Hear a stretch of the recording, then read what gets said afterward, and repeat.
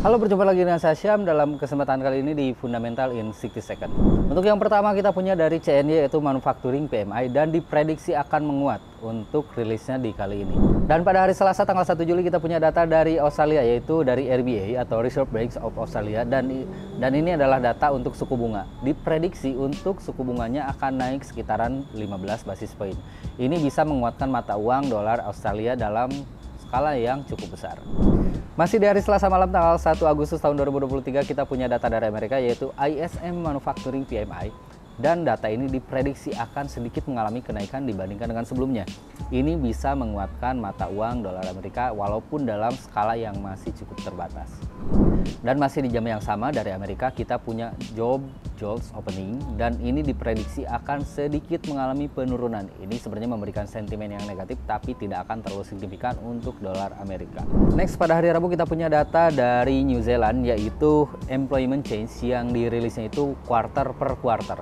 Untuk data ini diprediksi sedikit mengalami penurunan dan ini bisa memberikan sentimen negatif terhadap dolar New Zealand.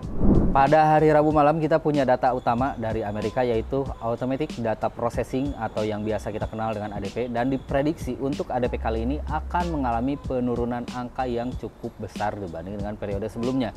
Ini dikarenakan beberapa data negatif dari Amerika yang dirilis pada pekan lalu. Ini bisa melemahkan mata uang dolar Amerika walaupun tidak untuk jangka panjang. Dan pada hari Kamis siang hari kita punya data dari CIF atau dari Swiss yaitu datanya adalah CPI yang dirilis month per month. Dan untuk data ini diprediksi akan mengalami penurunan sampai dengan angka minus 0,1. Ini diprediksi akan bisa melemahkan mata uang Swiss franc dalam skala waktu menengah atau bahkan mungkin lebih besar. Pada hari Kamis sore kita punya data dari Inggris atau GBP yaitu ada yang namanya bank rate atau suku bunga dan diprediksi untuk suku bunga dari Inggris akan ada kenaikan sebesar 25 basis poin. Ini bisa menguatkan mata uang pound sterling dalam skala yang cukup besar karena suku bunga ini bisa menguatkan atau memberikan stimulus terhadap perekonomian yang ada di Britania Raya. Pada hari Kamis malamnya kita punya data dari Amerika yaitu ISM Service PMI dan untuk data ini diprediksi sedikit mengalami penurunan. Ini kemungkinan tidak akan memberikan dampak yang terlalu signifikan terhadap market atau terhadap pergerakan mata uang dolar Amerika. Pada hari Jumat menjelang akhir pekan kita punya data dari Amerika yaitu data utama yang datanya seperti yang kita tahu itu adalah NFP atau Non-Farm Employment Change dan data ini ketiga data utamanya diprediksi akan dirilis dalam keadaan yang negatif.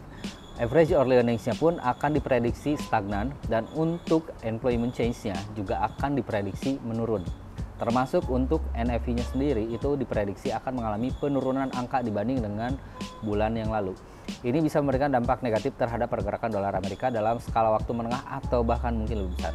Seperti itu peluang yang ada di market untuk minggu ini. Semoga bermanfaat. Sampai jumpa lagi dengan saya Syam dalam kesempatan lain kali di Fundamental in 60 Second.